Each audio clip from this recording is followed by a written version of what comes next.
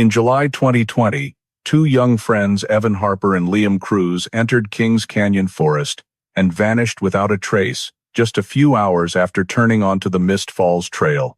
For many months, the whole country believed they had gotten lost, fallen off a cliff, or become victims of the ruthless nature of the Sierra Nevada region. But on the 83rd day, Liam suddenly reappeared, exhausted, trembling, and bearing wounds that didn't resemble any kind of accident. What he said when he was finally able to speak left even the most seasoned rangers speechless. What happened in the final 2 days deep in the forest? Who was following them? And what was really in the 12 seconds of video deleted from Evan's GoPro? You'll find out in this video. Enjoy. Some names and details in the story have been changed to protect identities and privacy. Not all images in the video are from the actual scene. Before diving into the story, don't forget to subscribe to the channel and hit the notification bell so you don't miss the latest cases. That morning, Kings Canyon was draped in a beauty that was both majestic and chilling. A kind of beauty only those who have set foot in the Sierra Nevada truly understand. Mist falls plunged from a height of tens of meters, spray exploding white like thick fog, the sound echoing through the dry, sharp canyon. Ancient granite cliffs rose steeply on both sides, reflecting the early sunlight into a thin, pale, cold glow that made the entire scene beautiful in a way that sent a slight shiver down the spine. Fir forest stretched in deep green patches so dense that wind passing through sounded like ocean waves, and the faint scent of pine resin in the air created an indescribable sense of wilderness.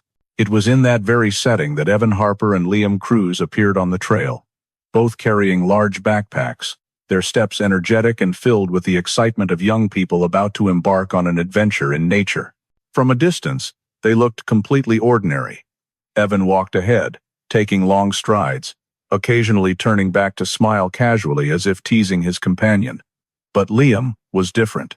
He walked more slowly, his eyes constantly darting backward unconsciously, as if something refused to leave his mind. It wasn't obvious fear, just an inexplicable restlessness. The kind of vigilance that outsiders would simply interpret as Liam worrying about the long journey ahead. A few tourists passing on the Mist Falls Trail remembered Evan being cheerful when they greeted him. But Liam only nodded lightly before quickly hurrying to catch up. In the forest, light always changes quickly, and that afternoon was no exception. Thick clouds drifted down from the peaks like a gigantic curtain. The wind suddenly turned sharp, blowing hard through the trees and making the canopy rustle in long waves. The space gradually turned a murky gray, silent to the point where even the wind seemed swallowed by the layered cliffs. The last people to pass the area before dark saw Evan leading the way, holding a trekking pole, with Liam close behind. Two small figures stood out against the gray rock, then slowly disappeared as the forest shadows engulfed them, as if melting into the narrow trail. And that was the last time anyone saw them. No screams, no unusual movements, no signs they were in danger. Just two young friends turning a corner and vanishing into the characteristic stillness of Kings Canyon. That night, Evan's family sat in the living room, warm yellow light falling on the framed photos hanging on the wall. Evan always sent a message whenever he reached a stop, a habit that reassured everyone. But that night, the phone was completely silent. At first, they thought he had lost signal. The next day, the whole family began to feel uneasy when there were no updates at all. By the second day, unease turned into clear fear. No messages, no calls, no responses, nothing. As darkness fell again, the worry in the house had turned to panic. Finally, near midnight, Evan's mother picked up the phone, her hand trembling with each beat. She dialed the Kings Canyon hotline and said in a choked, breathless voice, "My son hasn't come back. The two of them are missing." Immediately after Evan's mother's near-midnight call, the Kings Canyon Coordination Center classified the case as Search and Rescue Priority Level 2, the level used for missing persons cases in rugged terrain where immediate danger had not yet been confirmed. By dawn the next day, while the sun had not yet fully cleared the peaks, ranger vehicles began appearing along the parking area near Road's End. The park's SAR team, one of the most experienced in the Sierra Nevada, quickly assembled. Coordinators, local rangers, 2 expert trackers, and a helicopter support unit from Sequoia Kings Canyon Air Ops. The atmosphere that morning was heavy as lead. Everyone present understood one thing. Kings Canyon is not a place that forgives mistakes. The terrain here is both magnificent and dangerous, with canyons deep as bottomless abysses, maze-like dense forests, and rocky slopes that can give way at any moment. Even experienced hikers sometimes struggle, let alone two young men who had only been trekking for a few years. The first helicopter took off at 6:12 a.m., scanning along the main route where Evan and Liam were last seen. The ground below appeared on the pilot's camera screen. Dark green forest strips like rolling waves, interspersed with jagged white rock fields. They swept over Mist Falls, then pushed deeper into Woods Creek. No signs of movement, no human figures, no reflective gear suggesting their location. Meanwhile, the ground ranger team began moving along the trail quickly but cautiously. They followed points where tourists had reported sightings, marking every area where someone might have taken a wrong turn. But just minutes into the forest, everyone realized a major problem. The path Evan and Liam had taken seemed to disappear into the woods far too quickly. Trailhead camera footage showed them staying on the main route, but the deeper they went, the forest floor and leaf litter had erased all traces during the storm 2 nights earlier. Damp, soft ground made footprints hard to retain, while strong winds from the canyons had swept away the lightest marks. This made many team members uneasy. For two young people with limited experience, leaving the main trail without marking the turn was extremely dangerous. But the bigger question everyone thought and no one said aloud was, why would they leave the trail in the first place? As the helicopter continued expanding the search area, the ground team began finding the first clues. About 2.1 kilometers north of Mist Falls, an expert tracker spotted an unevenly compressed patch of forest floor. The compression pattern indicated at least 2 people had stood there, perhaps pausing to observe something before turning right into the woods, off any marked route. Stranger still, this direction led them into complex terrain with many rocky slopes and high risk of getting lost. When reported back to command, the SAR coordinator noted in the log, possible deviation from designated route, intent unknown. In most missing hiker cases, people leave the trail due to panic, disorientation, or attempting a shortcut. But the compressed area the ranger found did not resemble chaotic traces. It looked like an intentional pause, as if they had seen something that made them decide to change direction. As the team continued following the traces deeper into the forest, a ranger's radio crackled with a priority signal. A new witness had emerged, something rare in cases like this. It was a middle-aged man from Fresno who had left the park the previous afternoon. He called the hotline after seeing the missing persons notice posted at the entrance. During the call, his voice trembled slightly. That night, I think I heard someone scream. A very short, very sharp sound. I thought it was an animal. But now, I'm not sure. The man described the scream coming from near Woods Creek Crossing, around the time just before the strong winds picked up. He saw no figures, only heard that single sound. A cry that didn't linger, as if abruptly cut off. The entire SAR team fell silent for a few seconds as the radio transmitted those words to every group. The coordinator immediately flagged the witness information as priority lead, directing all teams to focus more on scanning the Woods Creek area than originally planned. From that moment, no one treated this as an ordinary lost hiker case anymore. A single scream deep in the mountains, origin unknown. No one saw the person screaming. No follow-up sounds always carries the signal of something abnormal. And as the SAR team pushed deeper into the canyon, Kings Canyon began revealing the terrifying silence that only those who have searched for missing people in mountain forests truly understand. Sometimes, silence is the worst evidence of all. On the afternoon of the second search day, the SAR team expanded the sweep north of Woods Creek, where several unusual compressed patches had raised suspicions that Evan and Liam may have left the main route. The terrain here was steeper, rockier, and low brush constantly obstructed the tracker's view. Ranger Victor Hale, one of Kings Canyon's most experienced trackers, led the group following the ground compressed by human steps. Those marks were unclear because the strong winds 2 days earlier had disturbed the surface, but the edge patterns showed at least 2 people had passed through. The deeper they went, the more tangled and obstructive the forest became. The ground was softer from moisture trapped in the canyons, making it harder to distinguish trace types. But Hale noticed one thing. The young men's compression marks were clearly different from those of a large animal. The steps were fairly even, but spaced slightly closer, as if they were moving faster than normal. This completely mismatched the initial description. Evan and Liam were the type who liked to enjoy the scenery, with no reason to rush while it was still light. This puzzled Hale. Had they seen something that forced them to leave the trail immediately? As the team approached a flat clearing nestled between two ridges of trees, Hale raised his hand to signal a stop. The ground there was no longer smooth like the other areas. It was chaotic, with many scratches and light drag marks. A ranger crouched down, shining a specialized flashlight close to the surface for better visibility in the shaded area. Dirt had been scattered in different directions, not resembling normal walking footprints but more like someone had moved quickly and hurriedly, possibly in panic or trying to escape something. Right in the center of that clearing, the SAR team discovered what everyone believed was Evan and Liam's first camp, though calling it a camp was perhaps too polite. What they saw before them looked more like an abandoned rest site. A ground sheet pulled completely to the right, tent stakes not yet tied to trees, a piece of tent fabric draped loosely over a bush, and a few light items scattered as if someone had tossed them aside in haste. The most notable thing, nothing was placed properly.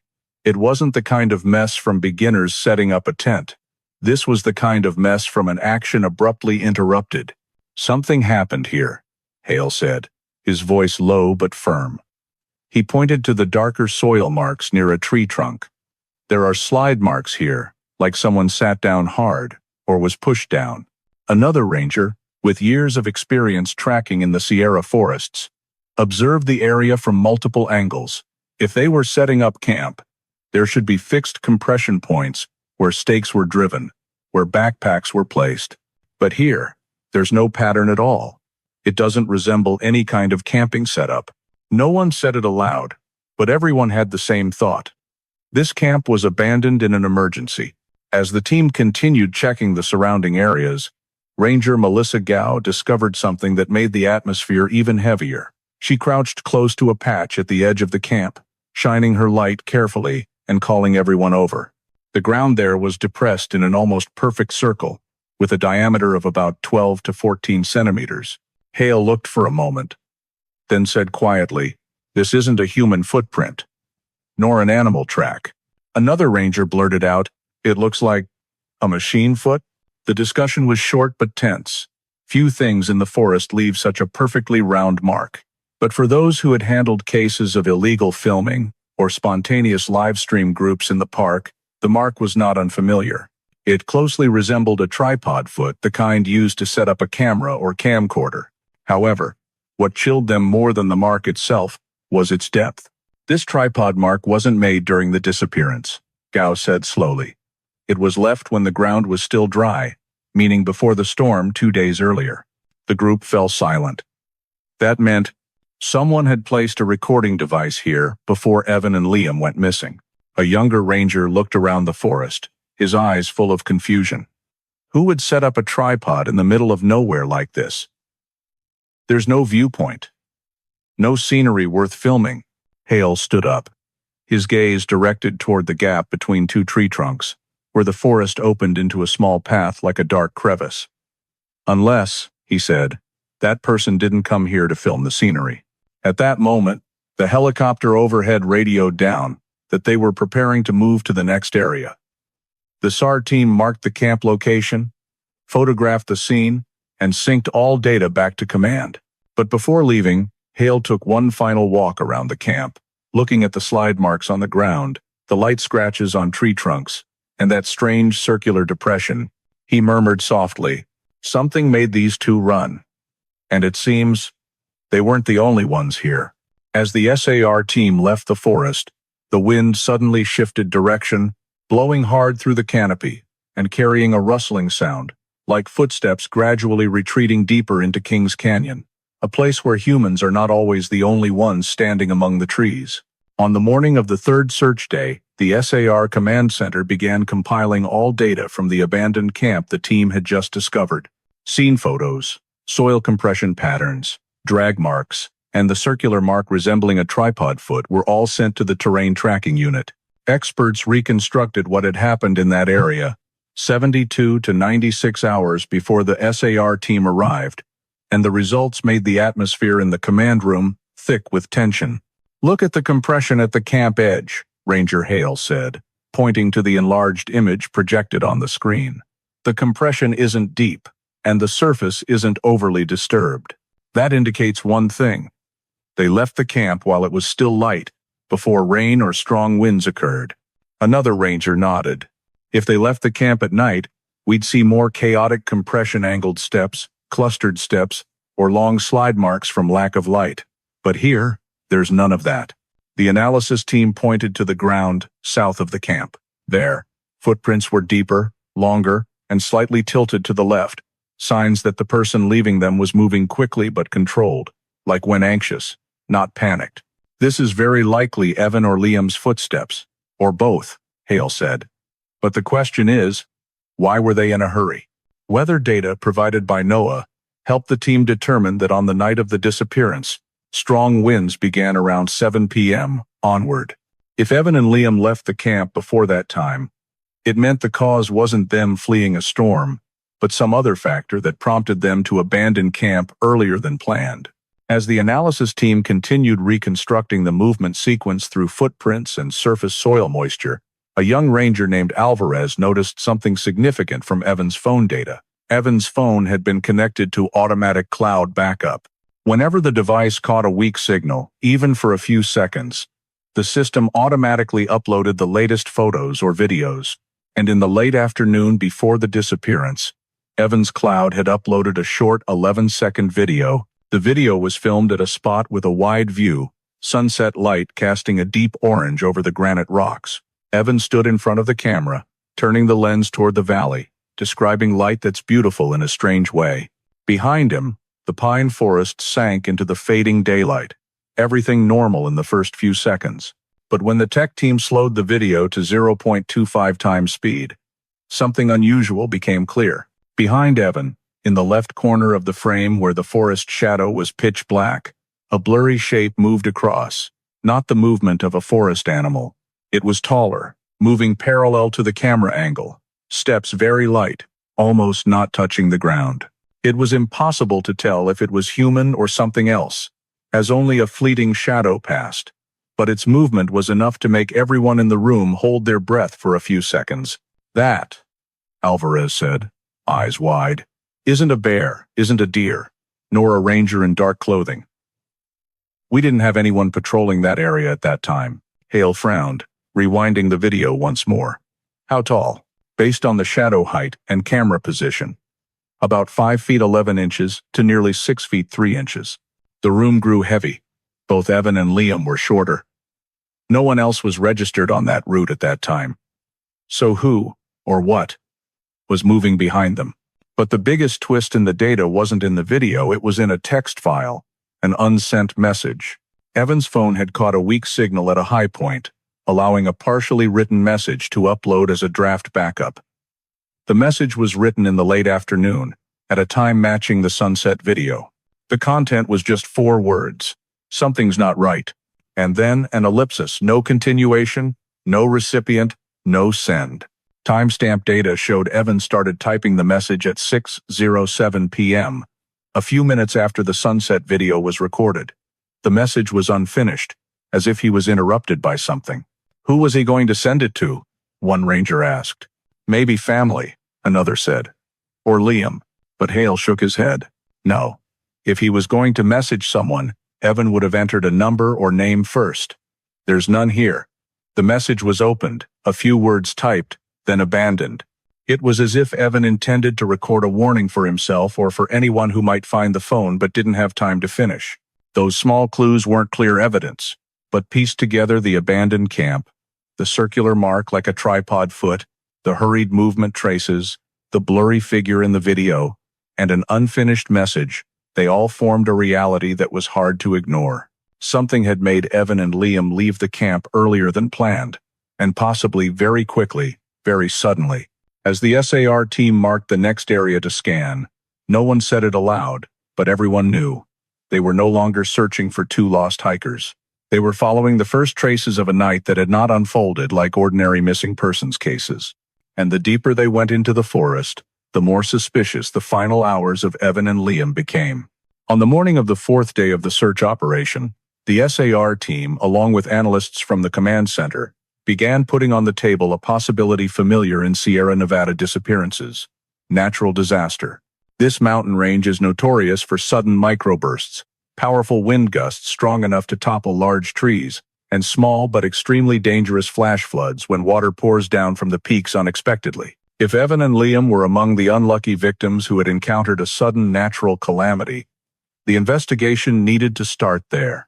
NOAA, National Oceanic and Atmospheric Administration data, was sent over that same morning. On the large screen at the command center, pressure graphs, wind speed lines, and rainfall amounts displayed in constantly shifting blue and red. The report recorded a strong microburst on the evening of the disappearance, with gusts up to 47 to 52 miles per hour in the eastern Woods Creek area. This could explain some scattered fallen trees and disturbed ground. There were also signs of runoff lower than the level considered dangerous, about 2 to 3 inches of water in a short time, enough to create a small flood in narrow rock crevices.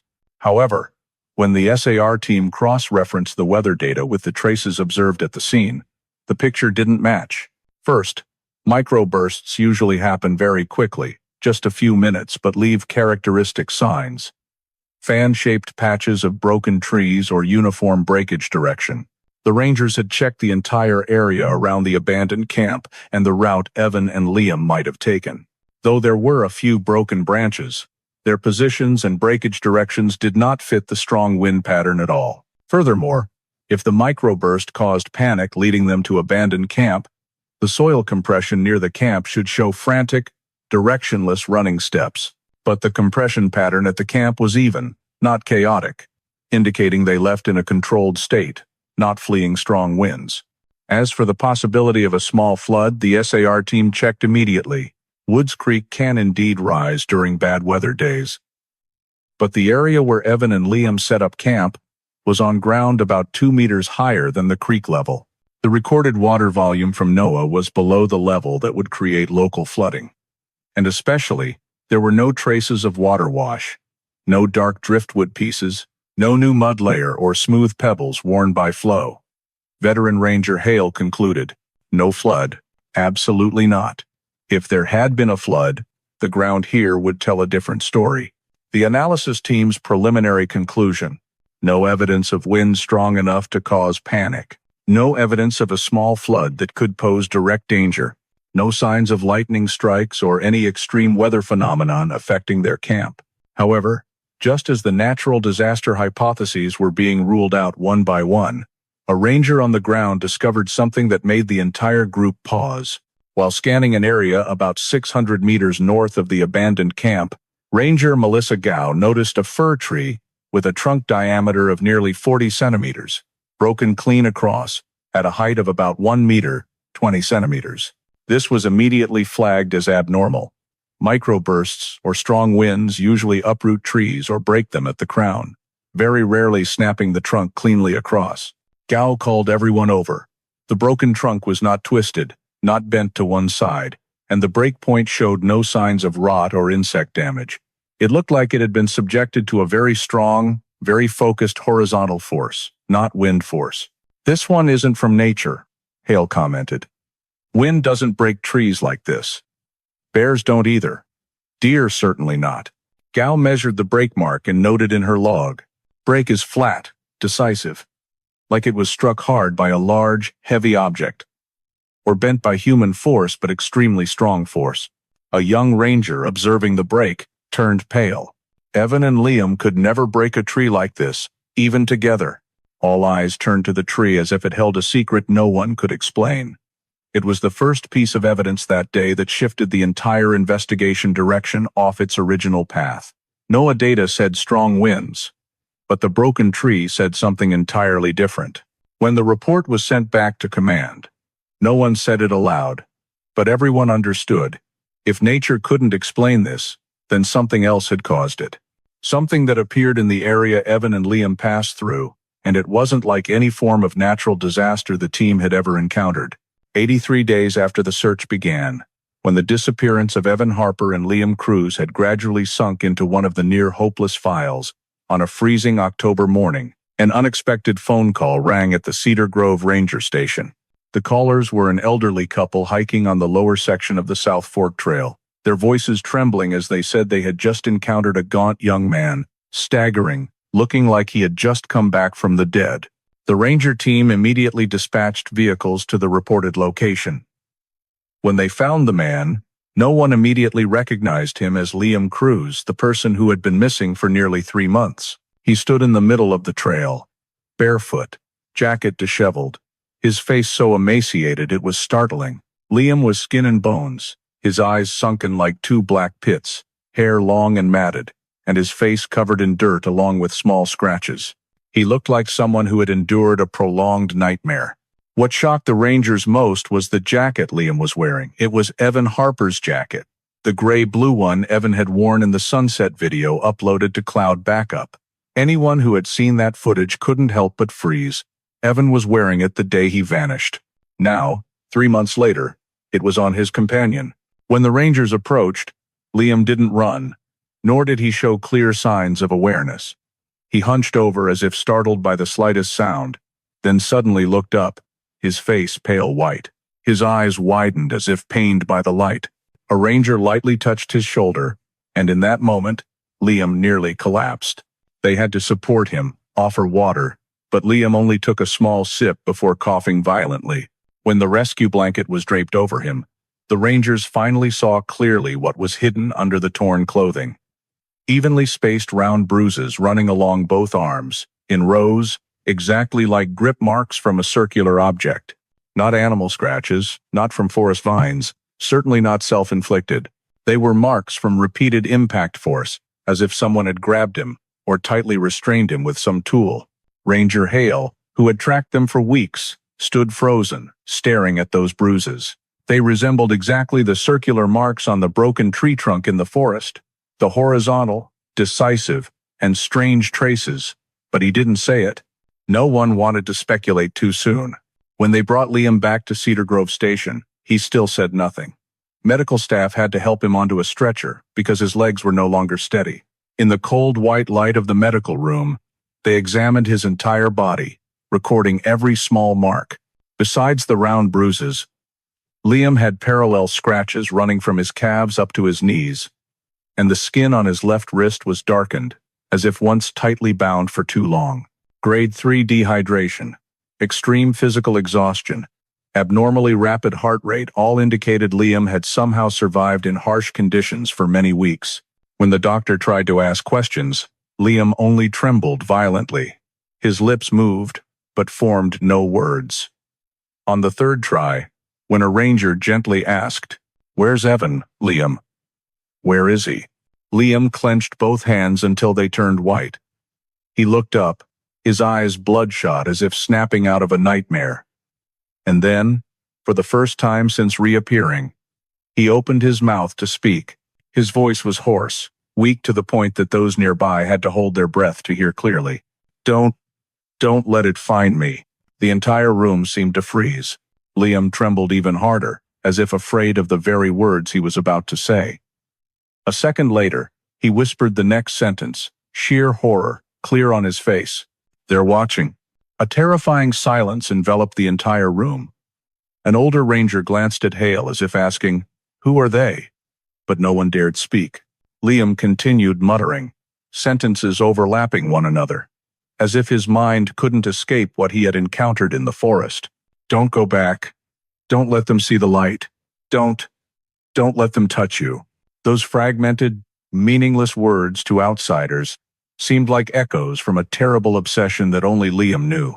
In that moment, all the Rangers felt one thing more clearly than any report.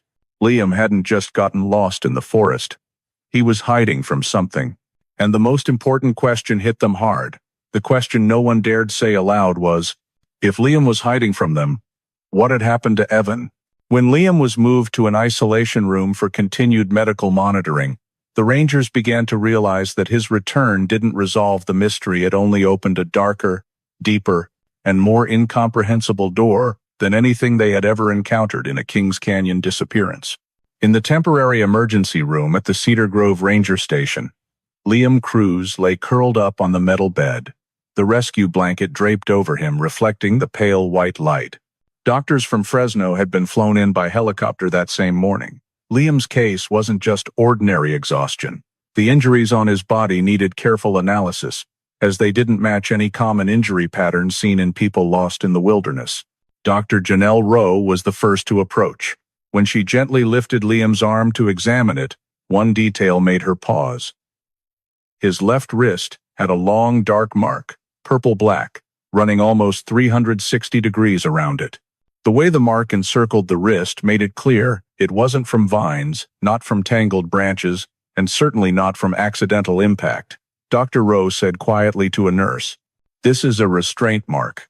Continuous force. Long duration. Like being tied." The nurse turned, eyes full of surprise. Who would tie him up in the middle of the forest? No one had an answer. Liam's right wrist had a similar mark, but fainter, suggesting it might have been restrained less tightly or for a shorter time. A ranger standing behind noted carefully, paired restraint marks, symmetrical, not random. As the medical team continued examining the lower body, they discovered something even more concerning: a series of identical scratches running from the knees down to the ankles. These scratches weren't deep tears, but very long and parallel, forming straight lines as if he had been dragged over rock or a rough surface while unable to control his position. One of the doctors lightly pressed a finger along the edge of a scratch. Too even. Too straight. "Not the kind from falling down a steep slope," she said. "More like being dragged," a ranger whispered. Who drags a person meters over rock like that? And why? These questions, though unanswered, only heightened the SAR team's unease. When they turned to examining the jacket Liam was wearing, Evan's jacket, the medical team discovered yet another strange detail. Inside the fabric, caught in the left shoulder seam, was a piece of blue plastic fiber about 1.5 centimeters long. It had a stiff texture, slightly twisted, unlike forest cord, unlike material from a backpack or standard trekking gear. A ranger immediately pulled up the equipment list Evan and Liam had carried. No item used this shade of deep blue plastic. "Collect it," Hale said, holding out a gloved hand to receive the sample. "This isn't theirs." Each small detail, the restraint marks, the drag scratches, the strange plastic fiber, was like pieces of a dark puzzle no one yet understood. But Liam's reactions confused the doctors and rangers more than anything. During the examination, a nurse accidentally dropped a small instrument tray onto the floor. The metal tray hitting the ground made a light clank sound, but the effect on Liam was almost immediate and extremely intense.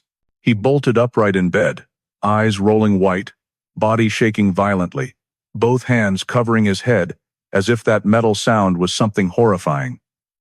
Liam screamed hoarsely, "No, don't let it get close. It's looking for me." The entire medical room rushed to hold him down, trying to calm him, but Liam heard nothing. He curled up, as if hiding from an invisible pursuer. The rangers, doctors, and nurses couldn't understand where such an intense reaction came from. By the time Liam exhausted himself and lay back down, Dr. Rowe quietly said to Hale, "This isn't a normal PTSD response." The sound was too small, but he reacted as if it was the signal of whatever he fears most. Hale was silent for a moment, then said softly, "Rockfall sound." The doctor blinked. "He reacts exactly like when we checked the Talus field last week. Just a little rock rolling," and he panicked. In a few seconds, everyone realized it. The sound of rock or metal striking rock was what triggered Liam's panic attacks, and it was clearly connected to whatever had happened in the forest. But how was it connected? Why did the sound of falling rocks terrify Liam to this degree? And, most importantly, who or what had caused the injuries on his body? No one had answers. When Liam was given a mild sedative and drifted into fitful sleep, the rangers left the room with an unfamiliar feeling. His return shed no light. It only thickened the darkness.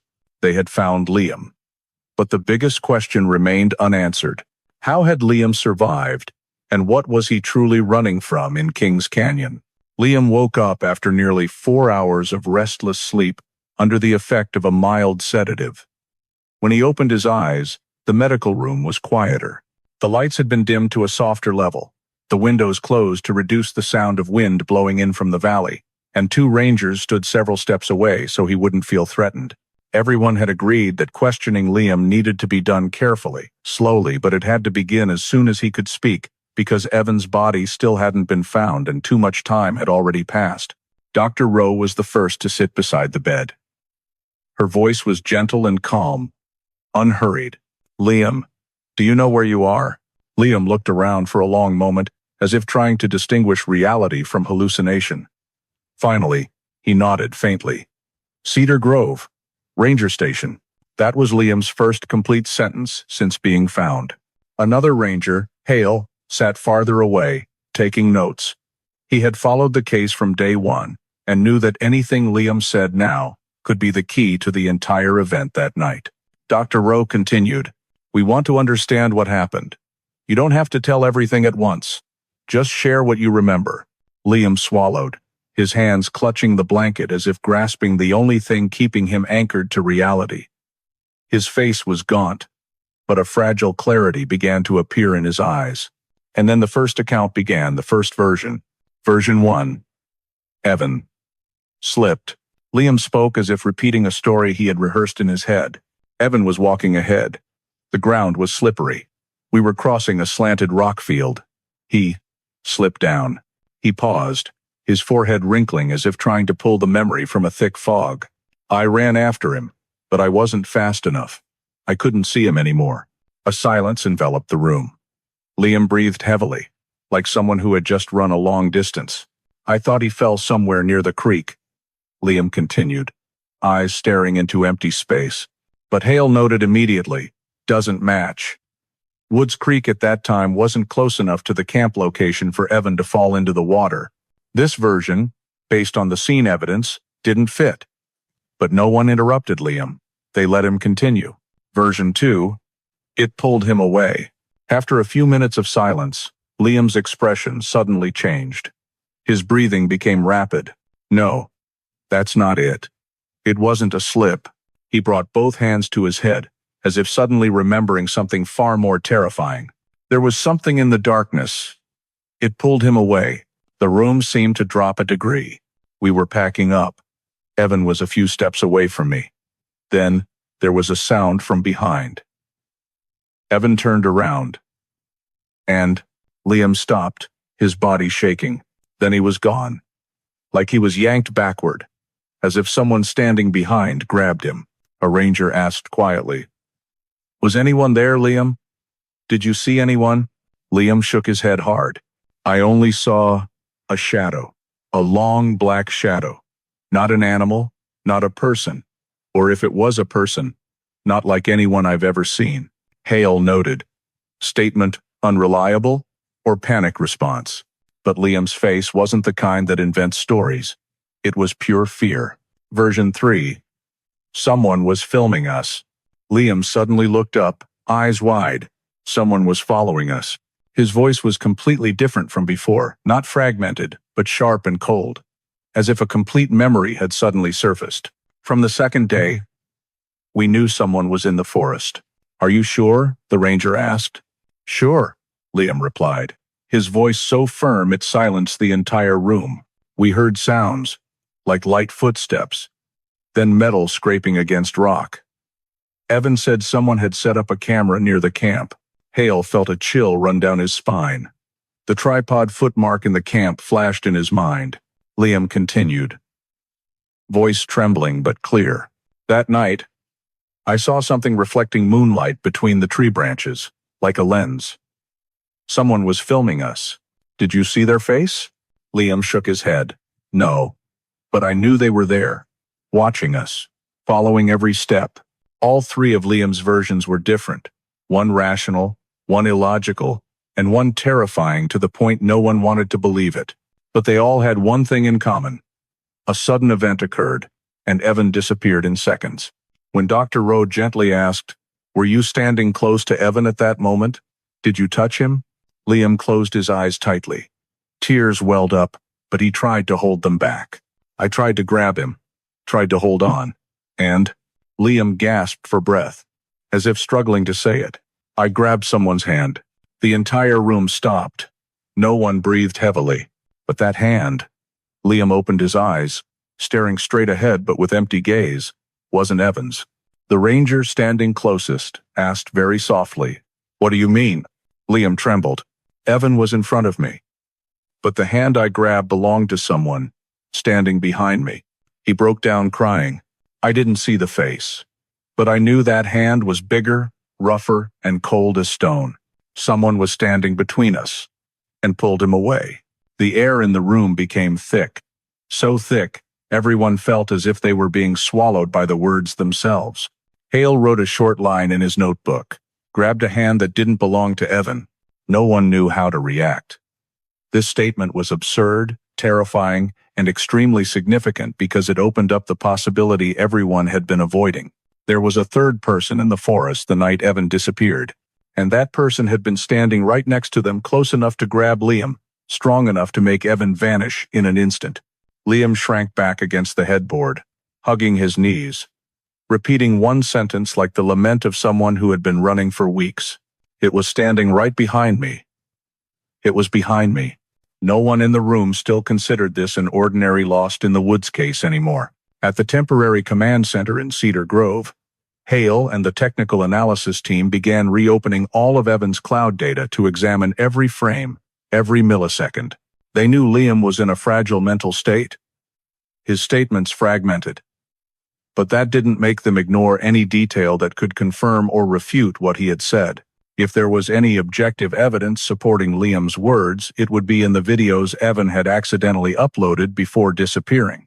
The 11-second video had been viewed before, but this time, the tech team decided to analyze it forensic frame by frame, using contrast and light filters to process the dark areas behind Evan. The video opened with Evan's light breathing. Then the camera panned up to the sky, dyed in burning orange sunset. The distant granite range reflected light like cold glass panes, and the forest shadows below stretched long, interwoven among thick, dark clumps of trees. Evan was trying to capture the moment he described in the automatic audio recording. Light that's beautiful. In a strange way. In the first 4 seconds, nothing unusual. Evan turned his face to the camera, smiling lightly. His hair was tousled by the wind, and behind him, slender tree trunks swayed in the evening breeze. But at the 5th second, a dark shadow moved quickly across the left side of the screen, so fast a normal viewer would hardly notice without slowing it down. The tech team immediately reduced speed to 0.1 times and increased brightness by 40%. The blurry image gradually sharpened. Not an animal, not an insect crossing the lens. The shadow was taller than the ground, moving horizontally as if a person was walking quickly behind Evan at a distance of a few meters. A technician lightly tapped the table. Bipedal movement. Not four-legged. This is human movement. Hale stared at the screen. Distance? Hard to determine, the technician replied. But based on resolution, I think it was only 15 to 20 feet from Evan. Hale leaned back in his chair. If this really was a person, then that person had been standing in the tree shadows right behind Evan at the exact moment he was filming the sunset, meaning when Evan smiled into the camera, someone was standing in the forest, silently watching both of them. But what sent chills down everyone's spines wasn't just the human shadow. At the 7th second of the video, as Evan turned the camera to another angle, a very faint metallic sound rang out. Clink, clink, like hard metal touching rock. Normally, that sound could be dismissed as trekking poles clashing. But the metallic tone was high, sharp, and short, not pole sound. A technician said, "Sounds like a tripod when its metal legs hit rocky ground, or someone trying to adjust it." The entire team fell silent for a few seconds. The dark shadow behind, and the metallic sound like a tripod striking rock, matched terrifyingly with what Liam had said during questioning. Someone was filming us. Evan said there was a lens in the forest shadows. Heard metal sounds, tripod leg sounds. None of them wanted to fully believe Liam, but video doesn't lie. Hale requested rewinding the shadow segment again. On closer inspection, he noticed a strange detail. The dark shadow didn't just pass by. It paused for exactly 0.3 seconds, as if it had turned its head toward Evan, before disappearing into the forest. The technician zoomed into that dark area using a motion-clarifying algorithm. The blurry pixels still didn't yield a clear shape, but one thing appeared. A small reflective line in the shadow, like light reflecting off a curved metal surface. A camera lens? A device? Or just random light? No one dared confirm. Hale closed the video, leaned back in his chair, and wrote only one line in his notebook. While Evan was filming the sunset, they were not alone. Although the cloud video left major questions, the level of physical evidence was still not strong enough to launch a formal criminal investigation. After more than 3 months of searching, every possible approach was deployed one by one. Helicopters scanning terrain with FLIR, the SAR team expanding the search area to more than 42 square miles, low-flying drones through the forest, even volunteer groups that had participated in famous Sierra Nevada disappearances were mobilized. But no body, no identifying items, no decisive traces of Evan were found. The cloud video, though chilling, could not be considered legal evidence. The blurry dark shadow could not be identified, and the metallic sound could not verify its source. An assessor from the sheriff's office commented, "The video only proves something was in the forest. It doesn't prove it caused anything." Liam's statements were fragmented, contradictory, and evaluated by authorities as possibly influenced by severe psychological trauma. His injuries provided no clear answers. Wrist restraint marks resembling being tied, but no specific rope traces. Scratches resembling being dragged, but not indicating who dragged him. The blue plastic fiber not belonging to their gear, but too small and too scant to count as evidence. In the eyes of those working on the file, Evan Harper's disappearance hung on the boundary between accident, fleeing the scene, assault, and something else no one dared name. No hypothesis was strong enough to reach a conclusion, but none was completely ruled out either. By the end of the 11th week, the final report was drafted for submission to the NPS, National Park Service. A meeting was held in the small room at the ranger station, where Ranger Hale stood leaning against the wall, arms crossed, eyes red from lack of sleep and frustration. On the table, the report over 90 pages thick, but the conclusion only a few cold lines. No body found. Insufficient evidence to determine cause of disappearance. High probability of accident in rugged terrain. File status. Closed. Hale read the final line and gripped his notebook so hard, his fingernails turned white. He had followed this case from the first day, walked through every forest patch, every rock slab, every slope, and did not believe it could be concluded so simply. But procedure was procedure. No body, no weapon, no physical evidence, no witnesses except a panicked Liam Cruz, meant nothing more could be done. The file was closed on the 85th day since Evan vanished. Afterward, it was placed in the missing due to accident list, a type of conclusion that heartbroken families, but authorities often had to issue when no other options remained. But what no one noticed except Hale was in the appendix. An internal note, with a line blacked out in the middle, as if someone had edited the document at the last minute. Hale only caught a few words because the pen strokes were faint, signs of human intervention. It was heavily crossed out with black pen, 3 times, enough that anyone skimming would miss it. But for Hale, who had seen the tripod mark in the half-set-up camp, the dark shadow in the video, the horizontally snapped tree trunk, and heard Liam describe a hand that didn't belong to Evan, that crossed-out note sent a chill down his neck. Someone on the analysis team had written it. Someone had seen or felt something that made them note it, and someone with more authority had blacked it out. As if there was something the file was not allowed to include in the official conclusion. When closing the file folder, Hale knew this disappearance was not over. It was simply shelved, for now waiting for a reason to reopen, and that reason would come sooner than anyone thought. 3 years passed since Evan Harper's missing persons file was closed, and life at Kings Canyon seemed to return to its inherent quiet. But for Ranger Hale, the case had never truly settled. He still kept copies of the old notes, still remembered every mismatched trace, every vague point in the report, every detail that felt wrong to him. And that feeling had never gone away. The chance to reopen the case came in the third year, when the BERI project, Backlogged Evidence Re-Identification Initiative, was rolled out nationwide.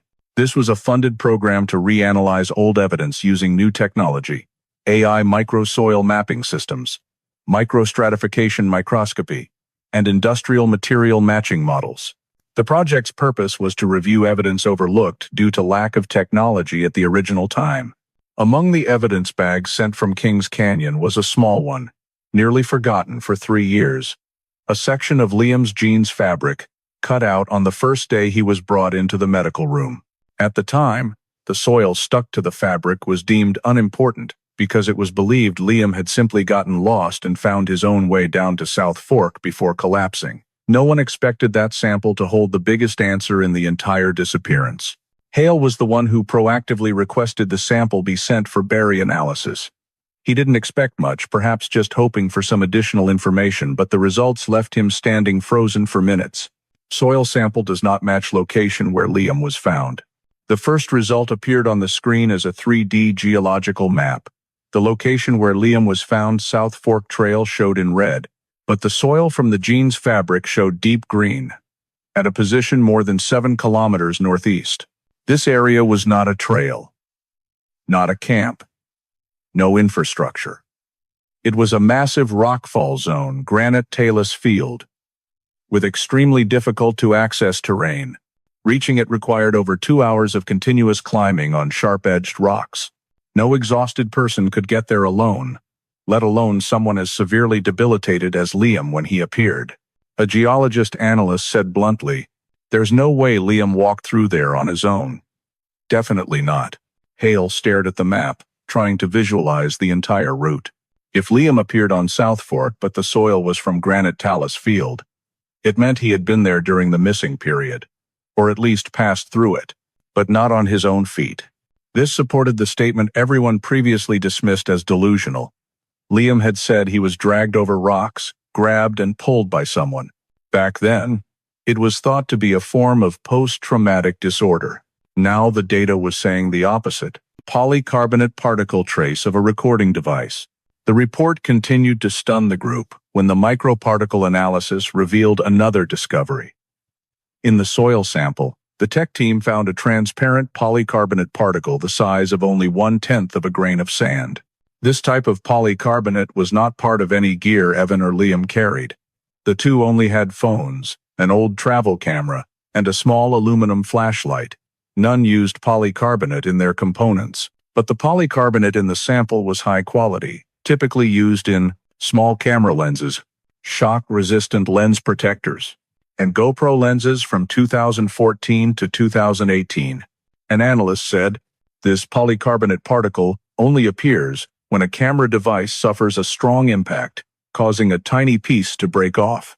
Hale immediately remembered the tripod mark in the half-set-up camp view, the metallic clinking against rock in the cloud video, the faint reflection in the forest shadow. Whoa. Liam's words. Someone was filming us. Now, this polycarbonate fragment present right on Liam's jeans no longer allowed anyone to treat it as imagination. Liam did not travel the route he claimed. The final part of the Berry report was what made everyone in the meeting room look at each other in astonishment. BRI didn't just analyze soil. They analyzed abrasion direction on each fabric fiber. This was new technology that determines the direction of fabric wear, intensity, and the type of surface causing it. Results: fabric heavily abraded in a horizontal direction, presence of sharp granite edges, typically only in talus field areas. Shallow mica cuts mica, only present on the eastern rock faces of granite talus field. Abrasion angle, consistent with a body being dragged over rocky surface, not from a person walking or falling on their own. An expert said directly, "This abrasion isn't from natural human movement. Liam couldn't have created it himself." Ranger Hale said quietly, his voice lowering, meaning, someone took him through the rock field.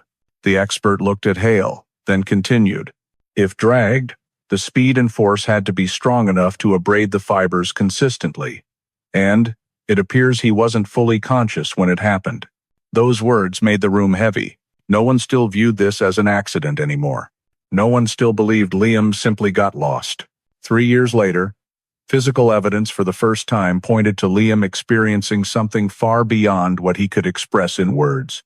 And the most terrifying part was, Liam had no idea he had ever been in Granite Talus Field. When cross-referenced with the map, that location was completely outside the route he described upon waking. If the earlier statements were true, he wasn't the only one there. Back to the big question. Hale wrote a single line in the proposal to reopen the file. The new data completely contradicts Liam's stated route. Origin of dragging force unknown. 7.3-kilometer location, unreachable by natural movement. The supervisor read it, then asked quietly, "What are you suggesting?"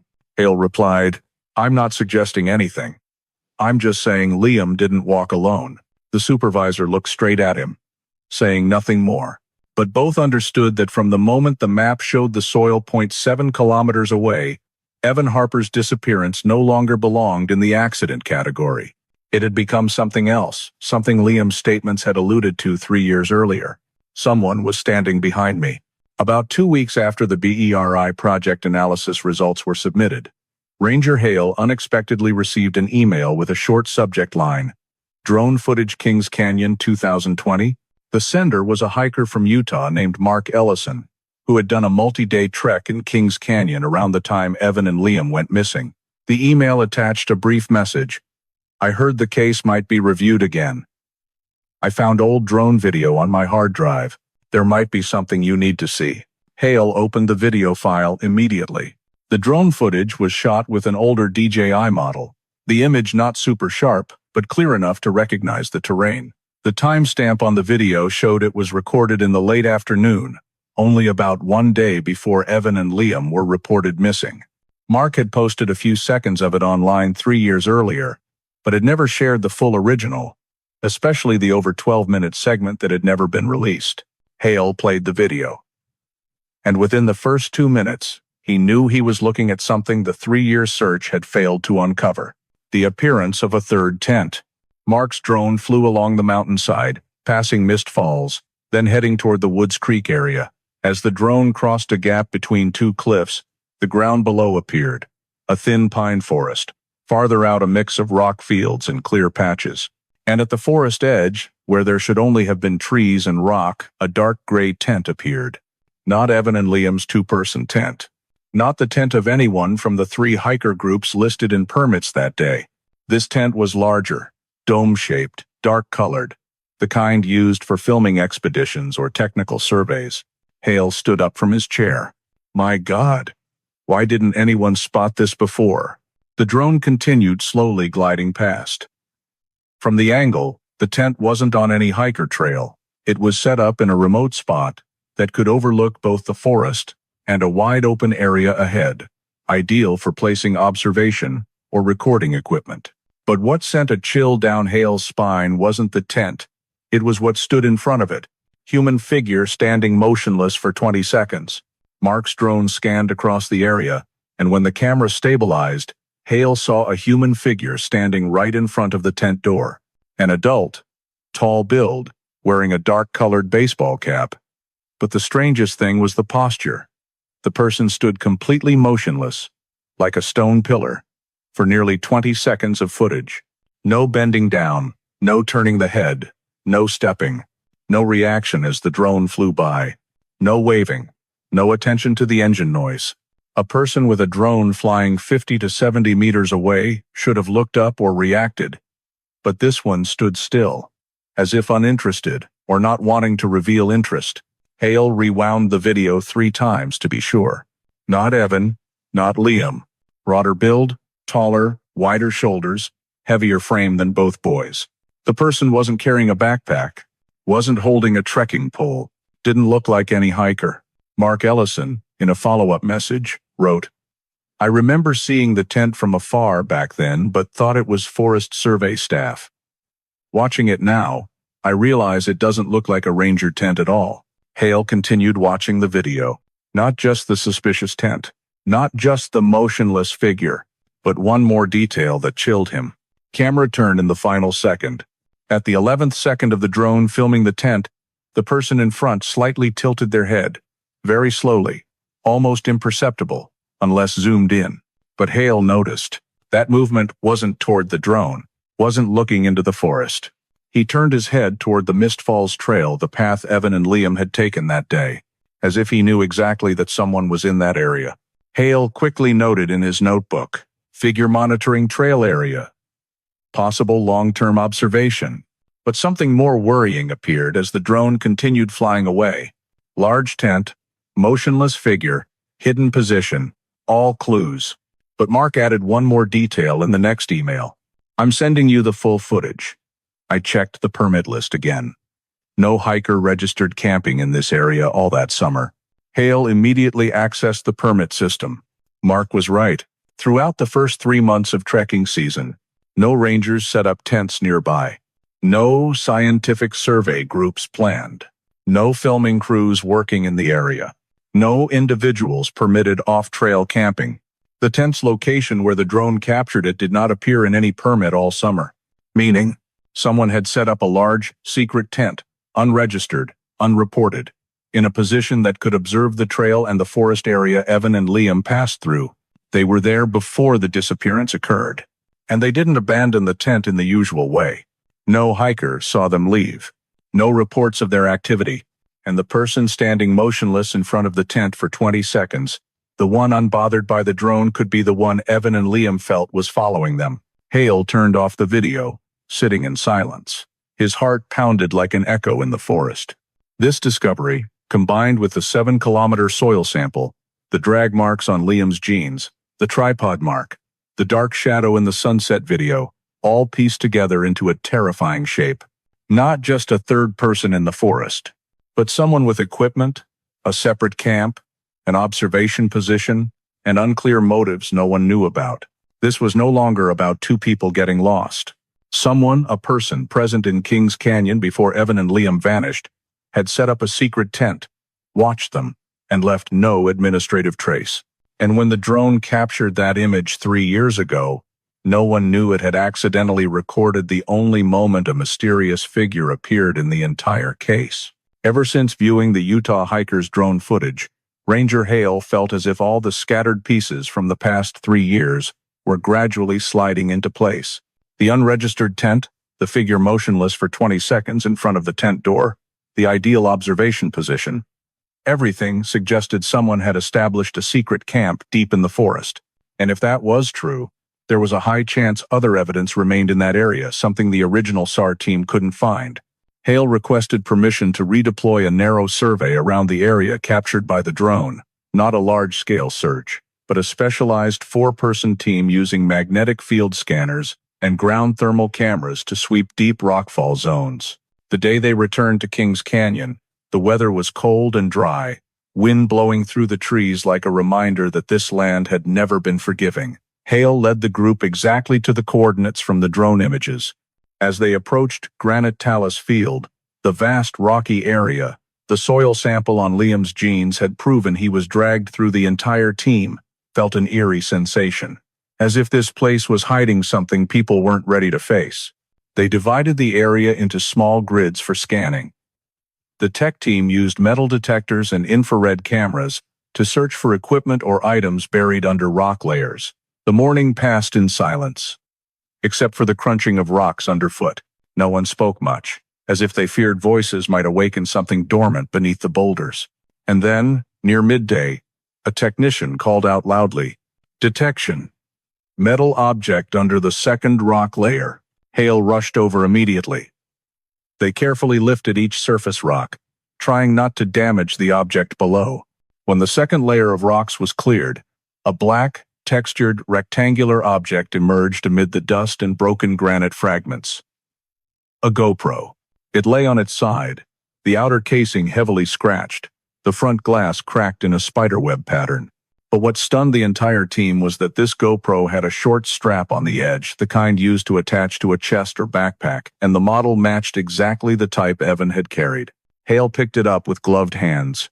It took a few seconds to realize This wasn't just Evan's GoPro. It was the only recording device that could reveal what happened in his final hours. Immediately, they brought the camera back to the temporary command center. GoPro analysis. It was smashed before falling. In the analysis room, the engineer carefully opened the GoPro. Inside, the memory card was still there, dusty but intact. A strange detail appeared right away upon examining the casing.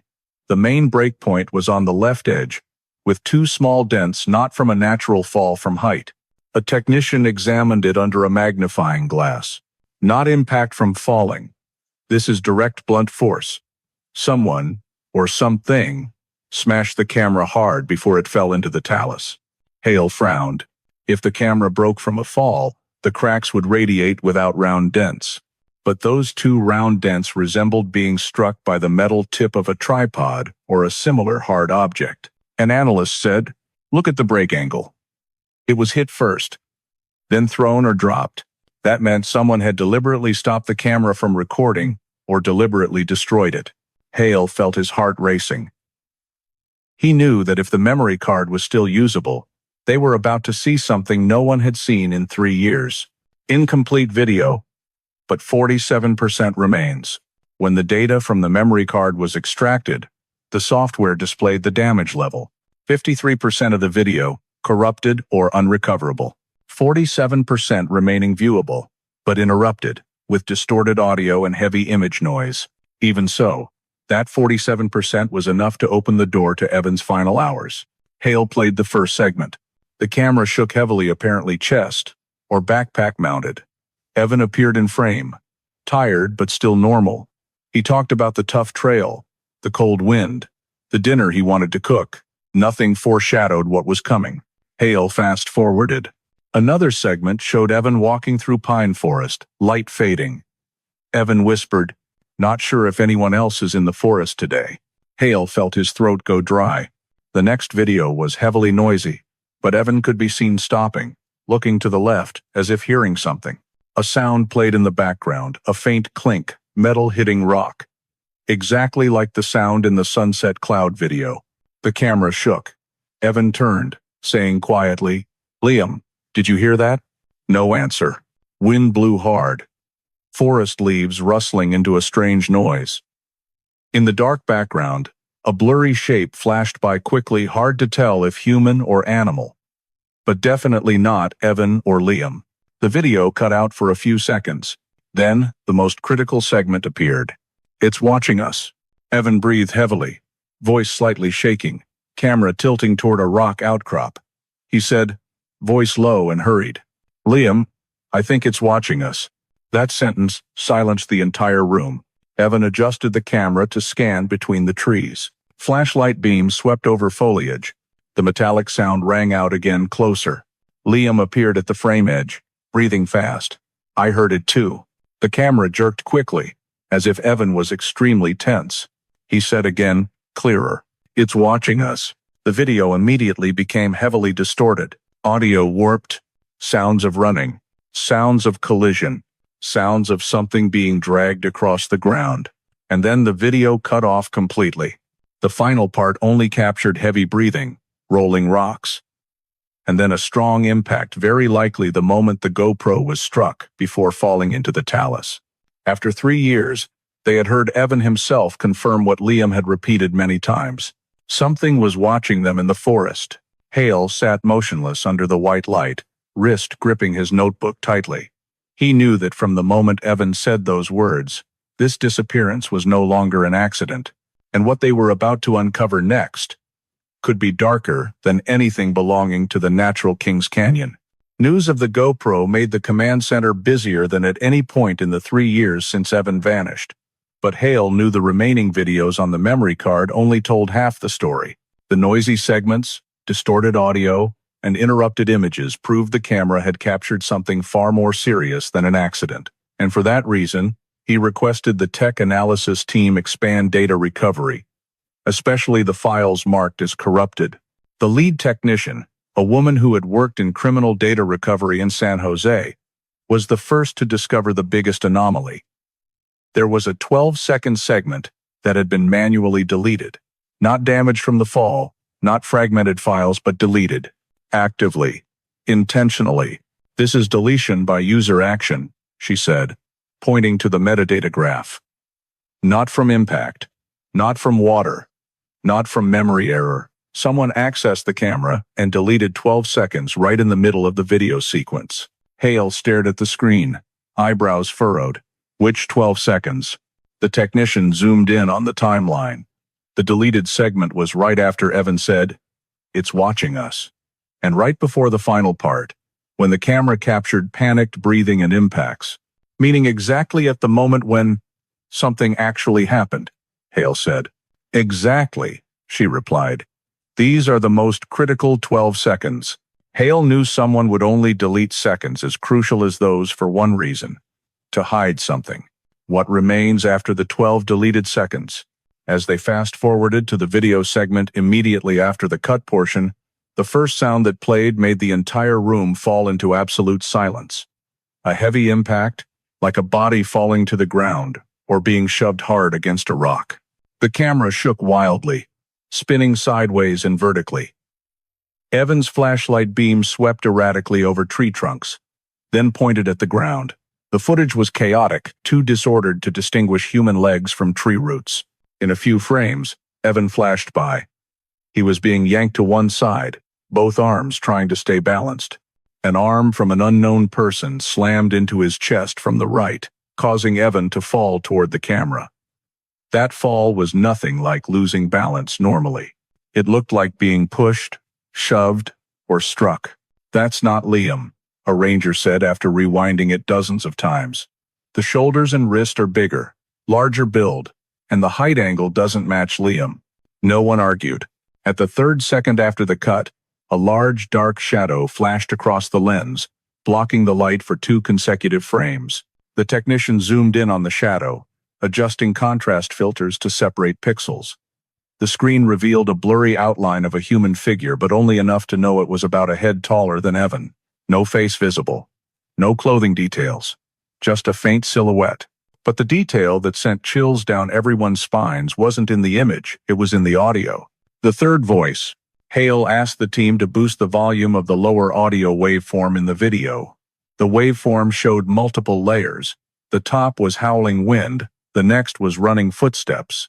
But in the third layer, a low-frequency one, the technician isolated a segment of human speech. The sound was heavily distorted, but clearly not Evan's, and not Liam's either.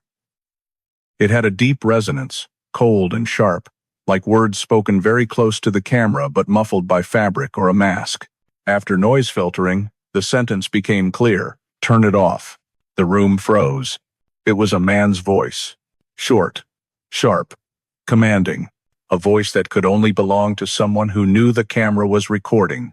"Turn it off. Turn it off." Hale asked, "Could it be Evan?" The technician shook her head. Not the same voice.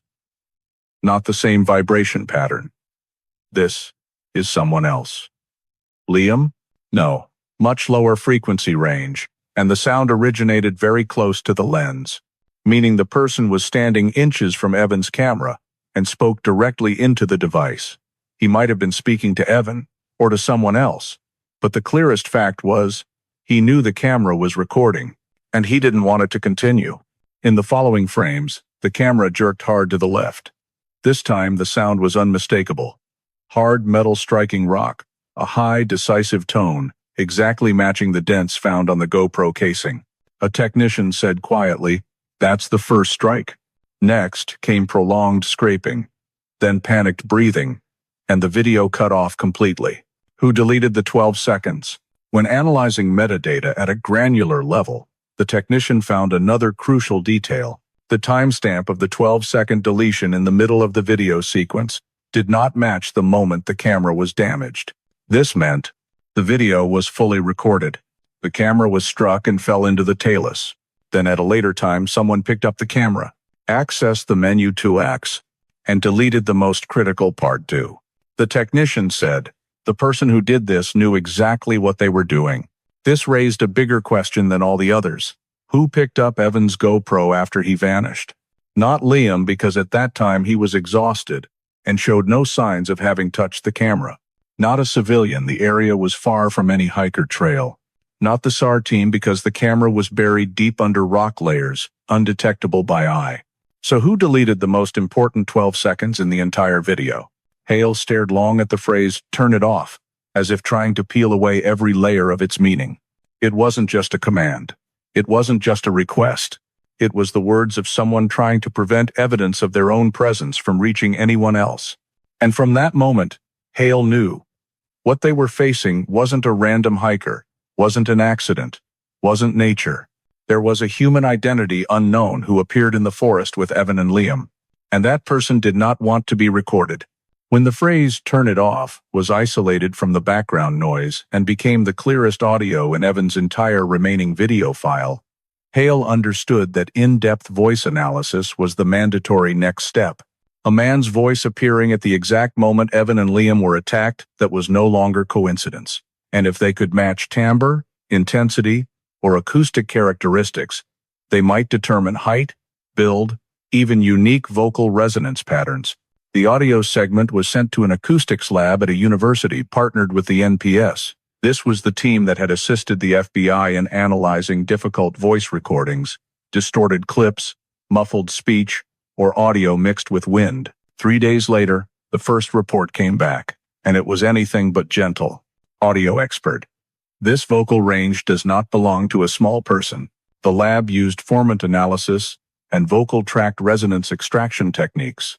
These characteristics allow estimation of vocal tract length, from which relative speaker height can be inferred. The voice in the video, just 3 words, "turn it off," was distorted, but the earn and off sounds were sufficient for analysis. Results showed the speaker had a longer than average vocal tract, corresponding to a height of 5 feet 11 inches to approximately 6 feet 3 inches out. Very stable amplitude, no tremor, no breath disruption. Hale read that far and looked up, scanning the room. Liam was 5 feet 9 inches. Evan was 5 feet 8 inches. Neither matched the 5 feet 11 to 6 feet 3 inches range. This confirmed what they had long suspected. There was a third man at the scene, and that man was significantly taller, with a much larger build than both victims. Discovery of tripod dragging sound. The acoustics team continued separating the background, especially the prolonged sound right after Evan was pushed down. In the low-frequency spectrum, they found a consistent sound, not wind, not rolling rocks. When sensitivity was increased and wind noise filtered down 20%, the sound emerged clearly. Metal scraping over rock. Not a small object, not a knife or pole sound, but long, steady, with a clack at the end of each scrape, characteristic of tripod legs being dragged across granite surface. The technician called Hale directly. "Have you ever seen a tripod in that area?" Hale thought of the circular mark in the camp, the tripod foot they had found early in the investigation, then remembered the Utah hikers' drone footage, the figure standing motionless in front of the secret tent, and the faint metallic reflection in the sunset video. "That area did have a tripod," Hale replied after a few seconds of silence. "And someone was using it." The technician simply said, "Then you need to hear this segment." She rewound the audio 3 times. Each time, the tripod dragging sound became clearer. A long scrape, then a metallic bounce, like someone setting down a tripod leg on the ground. There was no doubt left. A recording device had been present at the scene. Heavy footsteps. Not like Evan's or Liam's. In the remaining video, the analysis team isolated multiple background sound groups. Wind, leaves, rolling rocks, heavy breathing, but one group stood out above the rest, especially in the 4th second after the cut segment. Footsteps. Uneven, not light, not the running steps of panicked young men. These footsteps were heavy, slow-paced, with force concentrated on the heel, and echoing farther than Evan's or Liam's steps go. The acoustics expert concluded, "These are the footsteps of a large man, weighing over 187 pounds, walking deliberately, not running. The kind of steps of someone approaching, not fleeing." Hale read that far, and felt his heartbeat grow heavier with each line. A tall, heavy man walking calmly while Evan and Liam were in panic? That wasn't the picture of an accident. That was the picture of someone advancing. Voice comparison results. An unexpected discovery. At the end of the day, the lab sent another email. The specialist had attempted to cross-reference the voice in the video with a civilian report database cases involving covert wildlife filming, forest disturbances, or complaints about unusual behavior. Not the criminal database. This was the database of reports rangers recorded from visitor complaints. And on line 23 of the report, a result sent a chill down Hale's spine. The voice in Evan's video matched 87% with the voice of a man reported in 2017 for covertly filming wildlife in the Cedar Grove area. The file described: male, tall and large build, often carried a tripod, once ordered to leave the park, never reapplied for a permit after the incident. Identity redacted from public records per policy. But the voice remained in the complaint recording file. Hale felt his back turned to stone. A tall, large man with a history of covert filming using a tripod, once warned by rangers, who had appeared in the exact area where Evan and Liam disappeared. And his voice, the voice that appeared next to the smashed GoPro, now emerged from the shadows of a case closed for 3 years. Hale stared at the voice printout, palms sweating cold. One thing had become clearer than ever. Evan and Liam weren't just being watched. They were being watched by someone who had done something similar before. Someone with a history of appearing in the forest. With a tripod. After the audio analysis revealed the presence of a third person, tall, large, with a history of bringing a tripod into the forest, Hale immediately submitted a request to resurvey the hidden tent location captured in the Utah drone footage 3 years earlier. This time it wasn't a rescue search, but an official evidence sweep, with a clear objective: find physical proof confirming the existence of the tent and the mysterious man. The request was approved within 36 hours, something rare in the NPS system. It seemed that after the audio analysis results, higher-ups could no longer ignore this case. Return to where the secret tent once stood. Woods Creek Valley in early autumn that year looked completely different from 3 years before. Leaves turned copper. Pine forests stood still in light wind, and most human traces from the early year had been erased by time. But when Hale and the tech team stood at the exact spot where the tent had appeared in the drone footage, they still felt something lingering, a sensation only those who had searched here in the dark would understand. The team split into 3 groups. Group A scanning with deep metal detectors a scan. Group B sweeping the ground and tree bases. Group C checking the talus area behind the tent. They worked as if searching for a body meticulously, carefully, and allowed to miss nothing. Over 2 hours passed with nothing noteworthy. If the tent had ever existed here, it had been packed away thoroughly. But then a young ranger named Ellis called out loudly, "Something here, under the leaf litter." Hale ran over. On the ground, a corner of dark gray nylon protruded. It was fabric exactly matching the tent color in the drone video. Ranger Ellis gently lifted the nylon piece with gloved hands. It was torn, dirty, covered in soil and moss, but unmistakable. It had once been part of the third tent. The entire team fell silent for a few seconds. The nylon piece was the first physical fragment ever found of the secret tent. Nylon piece, cut, not naturally torn. When the technician examined the torn edge under a magnifying glass, she noticed the tear line wasn't from weather or animals. It was a cut, but not a clean knife cut. The cut edge, slightly jagged boss, with uneven raised surfaces, edges chewed in the pattern of dull metal, resembling a cut made by an old trekking knife with a no longer sharp blade, the kind that leaves serrated marks. "This isn't forest trash," the technician said. "Someone cut it to dismantle the tent."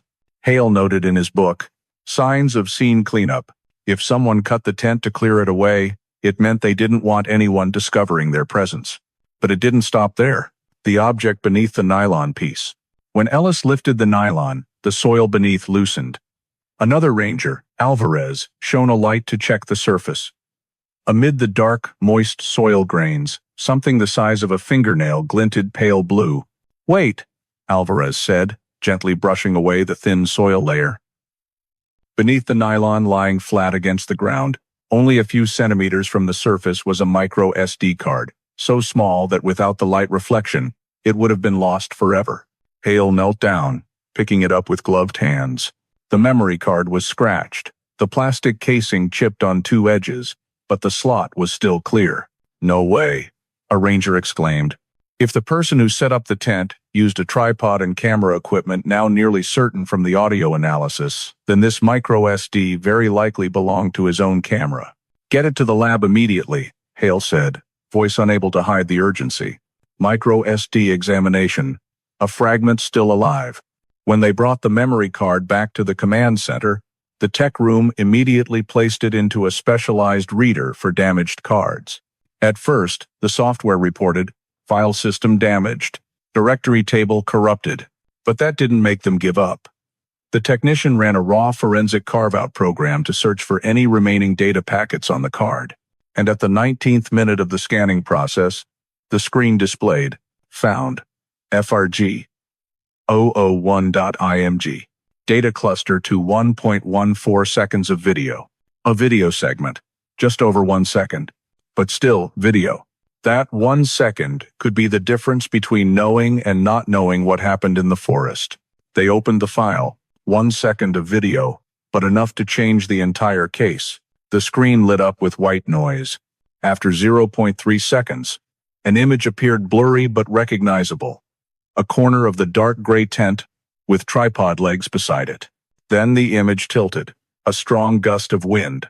The camera swung to another angle. And right before the segment abruptly ended, a fleeting image appeared just a few frames, but enough to freeze the entire room. A man's hand, large and rough, grasping the tripod leg, and behind it, the shadow of a very tall person, taller than anyone in this case. The video ended. That was it. A ranger whispered, "That's not Evan. Not Liam," Hale said quietly, but firmly. "That's the person who set up this tent." And possibly the same man heard in Evan's GoPro, the one who said, "Turn it off." The truth begins to take shape. When piecing the fragments together, tent, not in any permit. Person taller than 5 feet, 11 inches to 6 feet 3 inches. Tripod present in audio. Voice previously reported for covert filming in 2017-4. Micro SD fragment under the manually cut nylon piece. Man's hand holding tripod in the 1 second video. Hale knew they were no longer facing vague hypotheses. A man had 1. Set up a tent in an unauthorized forest area. 2. Brought filming equipment. 3. Followed hikers. 4. Destroyed Evan's camera. 5. Deleted 12 seconds of video. 6. Cleaned up the scene. 7. Left behind only a few fragments that wind and soil hadn't yet buried. Not an accident. Not getting lost. Not Liam's delusion. Someone was really in the forest. And that person had gone to great lengths not to be discovered.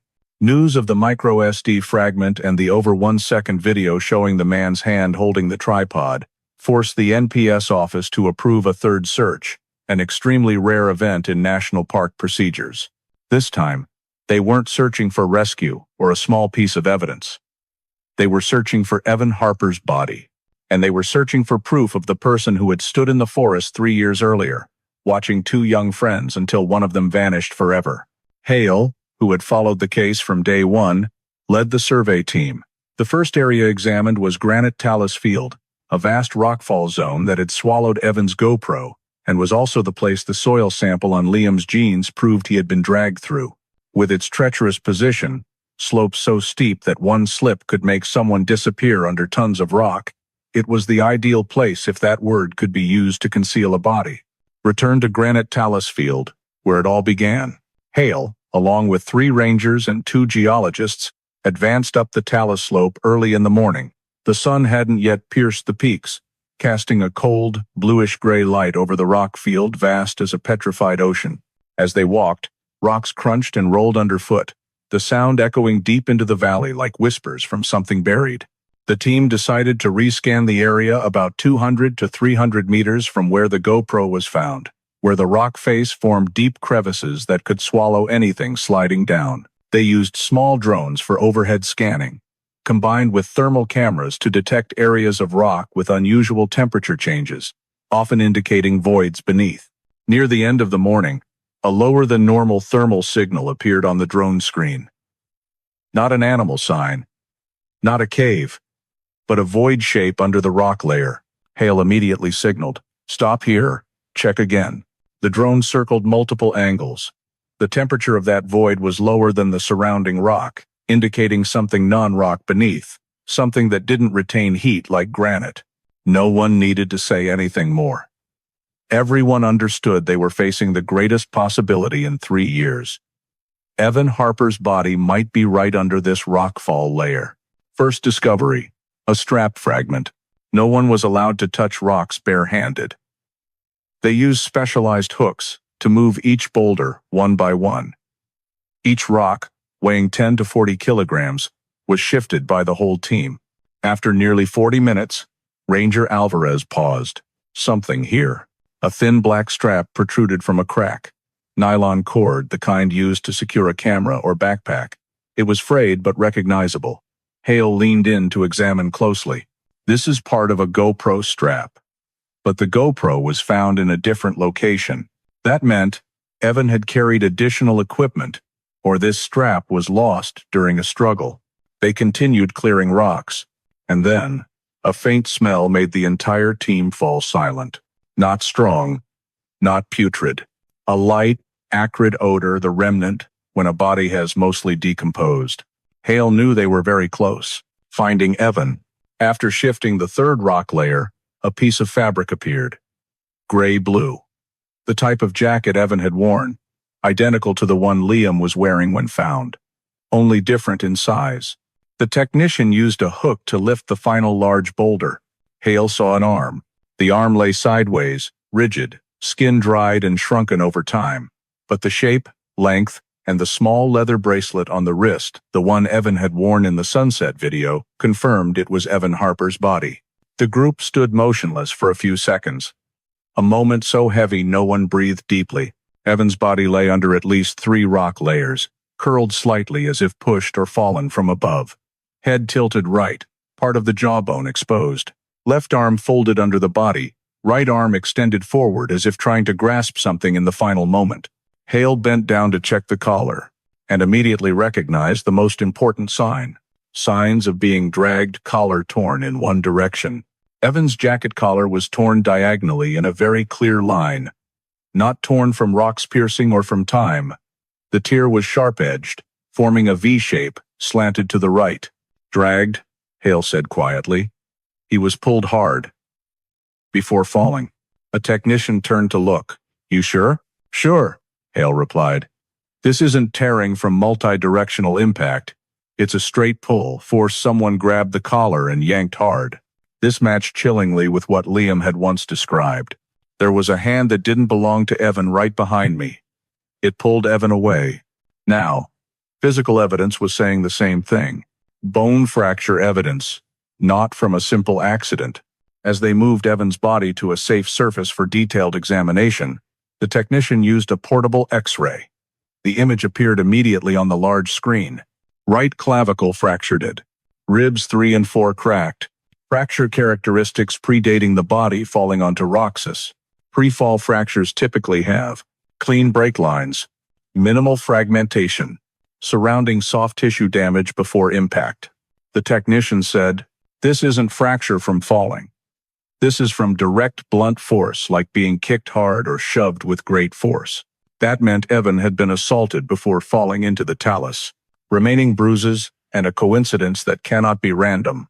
On Evan's right arm, despite the decomposition of the body, faint circular bruises were still visible, like pale, purple semicircular marks. The technician said immediately, "These marks? Don't they look familiar?" Hale instantly remembered Liam's arm with the evenly spaced round bruises, as if someone had gripped very hard with force strong enough to create indentations. He compared old photos of Liam with the bruises on Evan's arm, though decomposition had faded them. The curve and size were identical. Same circular shape, same diameter, same spacing between the two halves of the impression, as if the same hand had gripped Evan and gripped Liam at different times. A young ranger standing behind took a step back, as if the truth was tightening around her legs. "No way. The same person?" Hale only replied, "If it's the same person, he's tall, strong enough to yank two young men in different directions. In the light breeze, everyone felt cold, even though the sun was high. Evan's final words and the truth revealed. As everyone looked at Evan's body lying in the middle of Granite Talus Field, no one on the team still believed this was an accident. No one doubted Liam's words anymore, even though he had once been so panicked he couldn't speak clearly. Now, all the evidence from the audio, video, drag marks, bone fractures, yanked collar, to the identical bruises, all pointed back to Evan's final words in the GoPro. "It's watching us." Hale closed his notebook, took a deep breath, then said quietly but firmly, "Evan didn't fall here. He was pulled here. And the person who did it remained unidentified." But now, one thing was certain. In the forest that day, there weren't just two friends. There was a third person, and he was strong enough to kill Evan, then drag Liam away. Hale didn't want to meet Liam immediately after discovering Evan's body. He understood that the new information, especially what remained in the bones, the bruises, the yanked collar, needed to be presented to Liam carefully. He had already been psychologically exhausted once. Pushing more could cause him to freeze or shatter. But when news of finding Evan's remains reached the medical center, Liam proactively requested to meet Hale. Not in writing, not through an intermediary.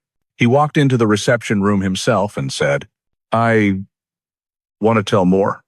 I think it's time." Liam's voice no longer trembled like the day he was found, but it still carried a weary tone, as if each word was pulled up from the cold bottom of memories he had tried to bury for 3 years. "We were being followed for 2 days. Hale sat down at the table, bringing no recording device. He only brought his small notebook, the one that had accompanied him for 3 years. "Liam," Hale said gently, "tell as much as you can. No rush." Liam looked down at his hands. The old round bruises were gone, but the memory of them was not. "We weren't followed just once," Liam said. "Not just on the final evening." Hale froze. Liam continued. "Someone followed us for 2 full days. At first, I thought it was just the wind, but then I realized the footsteps. Heavy. Not like a hiker's." He looked up, eyes glazing over, as if seeing through 3 years of memory. "Every time we stopped, the sound stopped too. When we kept going, it appeared again. Always a few 100 feet away. No face seen, no clear shadow, just knew it was there." Hale didn't interrupt. He had to let Liam open the memory door himself. "Did Evan know?" Hale asked. "He knew," Liam replied. "He was calmer than me. He thought it might be wildlife. But by the evening of the second day, we heard metallic sounds. Like something striking rock." Hale remembered the sound that appeared in the GoPro. Liam couldn't have known that. Evan wanted to confront it. Liam looked away from the table, staring into the empty wall as if returning to that fateful moment. Evan, he couldn't stand being followed without knowing who it was. When it got completely dark, he stood up, took the flashlight, said he wanted to see who he was. Hale noted the word he. "He told me to stay behind." "But..." Liam paused, voice catching in his throat. "I didn't stay behind. I ran." He bowed his head, hands clenching. "I know I was cowardly.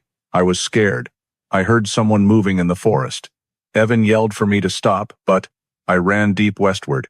I left him behind." The room fell silent. Hale understood what Liam was enduring. Survivor's guilt. But he didn't judge. He only asked, "Did you go back?" "Yes," Liam whispered. "I heard struggling sounds. Feet sliding on rock. Someone breathing hard. Then Evan cried out, not loud, but muffled."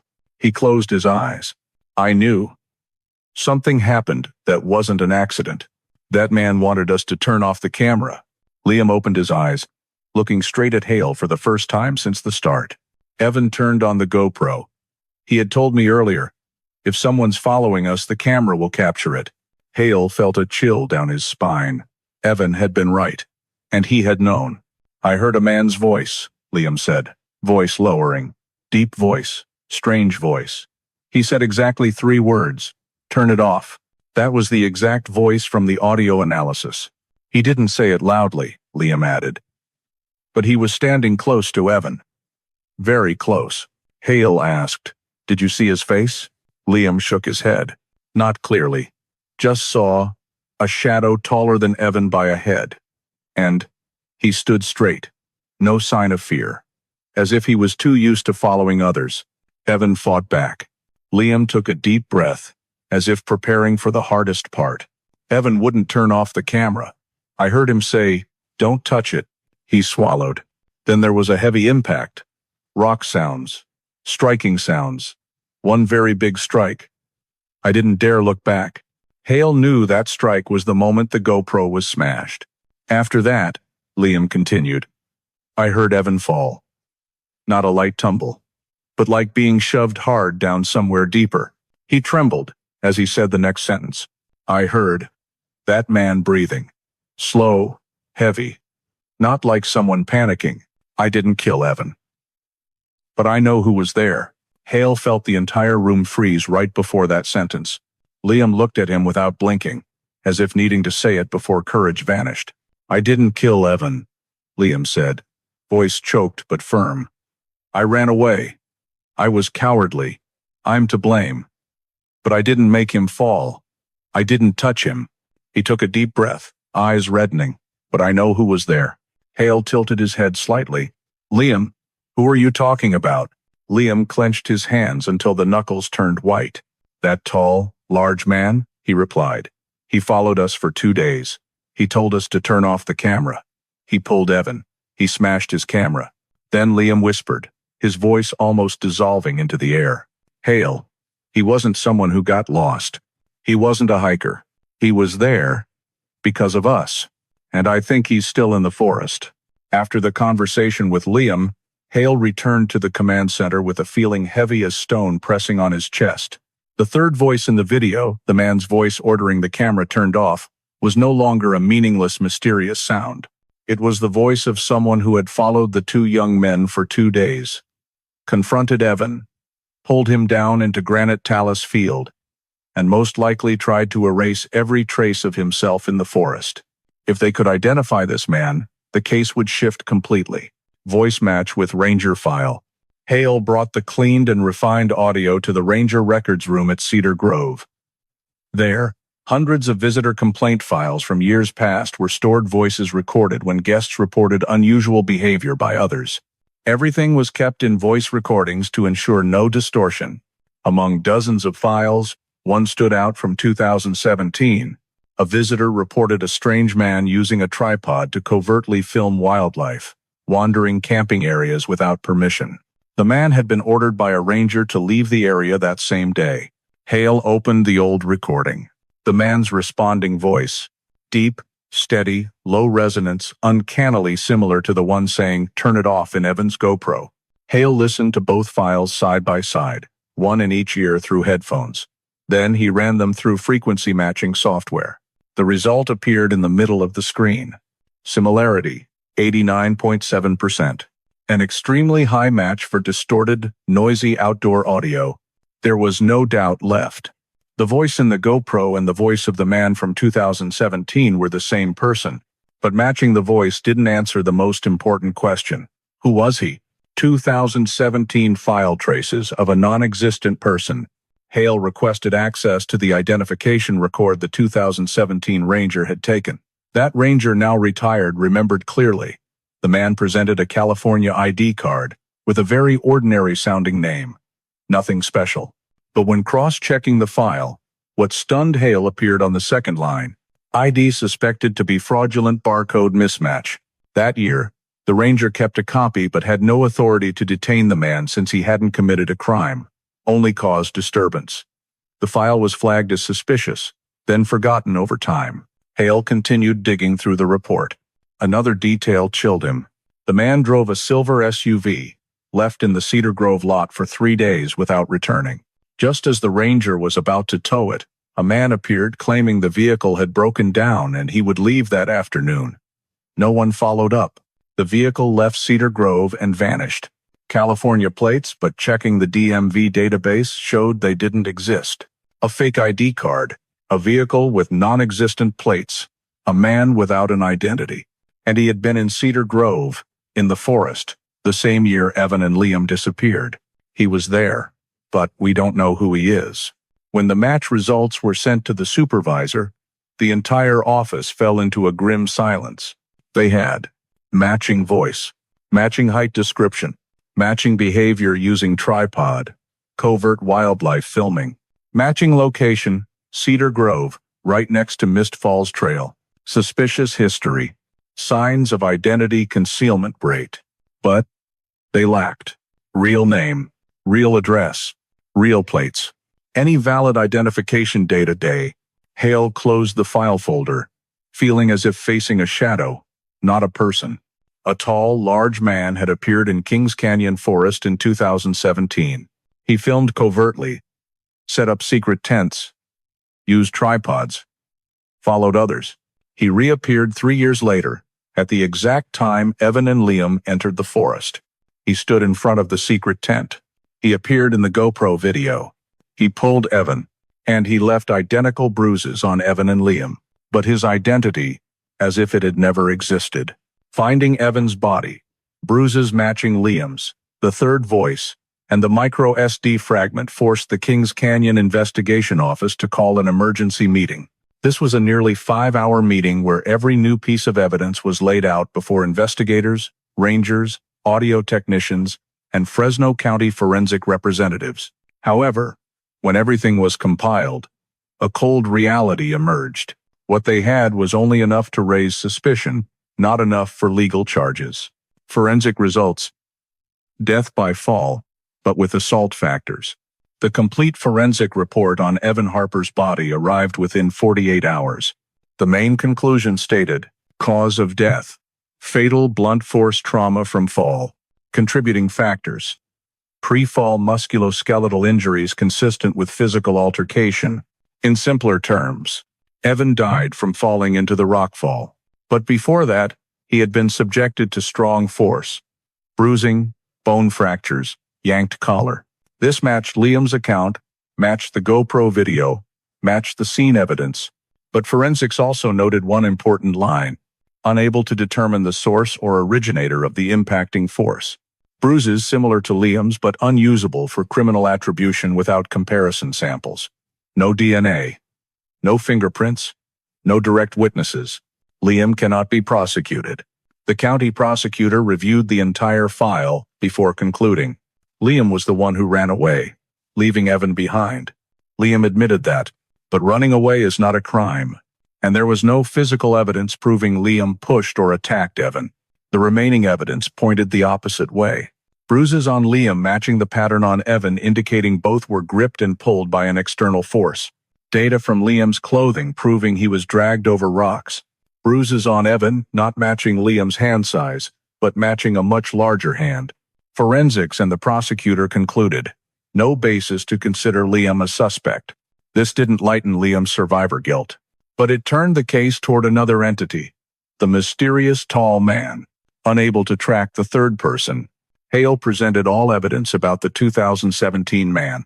Voice match, 89.7%. Fake plates, fake ID. Presence in Cedar Grove without registration. Tent without permitter. Illegal tripod use for wildlife filming. But when the prosecutor asked, what is his real identity? No one could answer. Then the next question. He was in Kings Canyon the year Evan disappeared. Any evidence confirming that? Also no. No cameras. No facial images. No real plates. No real name records. No witnesses who saw his face the year Evan disappeared. Only drone footage. A figure, a voice, a tripod, and all of it, though strongly suggestive, didn't meet criminal evidence standards. Official file closed. Case suspended. At the end of the meeting, the prosecutor representative said the words Hale feared most. Insufficient evidence to prosecute Liam. Insufficient evidence to pursue the third person. We are forced to suspend the file. Not closed, not solved, just suspended until new evidence emerges. A type of conclusion that made everyone feel as if they had just lost a battle to someone whose face they had never seen. As Hale left the meeting room, the Kings Canyon sky tilted toward sunset. Light slid over the granite peaks like shattered fragments of memory. Evan had lain down there for 3 years. Liam survived, but remained haunted to the point of paralysis. And the tall man, the one who followed them for 2 days, the one who ordered the camera turned off, still had no real name. On paper, the case ended with 3 cold lines. Death ruled as fall, with contributing altercation. Suspect: none identified. Status: suspended pending new evidence. And with that, Kings Canyon returned to its silence, a silence that only those who had heard the voice say "turn it off" in the darkness truly understood, was never silent at all.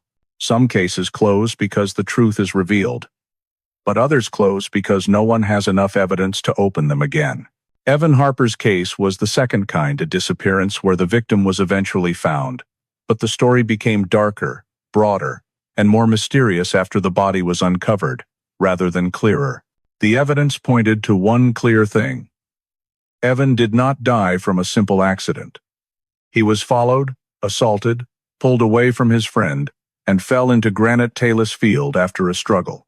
But the evidence also pointed to another thing: the person who did it, the tall, deep-voiced man who carried a tripod and set up a secret tent, had vanished into Kings Canyon Forest without leaving any identifying trace. And so the case had to stop at the fragile boundary between body recovered and unknown who caused the death. Unanswered questions no one can answer. Hale placed the entire case file into a box. He looked at each page, each photo, each audio analysis, each handwritten note scribbled shakily in the early days after Liam returned. But the more he reread, the clearer the questions became, like cracks on rock faces. Who deleted the 12 seconds of video from Evan's GoPro? To delete manually, that person had to hold the camera after Evan disappeared. That person had to know what the camera was recording, had to be calm enough, composed enough, and confident enough to operate it right in the forest before throwing it into the talus. It couldn't be Liam. It couldn't be a lost hiker. It couldn't be someone passing by accidentally. Only one person had motive. The one who appeared in the video and said, "Turn it off." Who set up the third tent, the tent not in any permit from that summer? Nylon manually cut. Memory card fragment under the soil layer.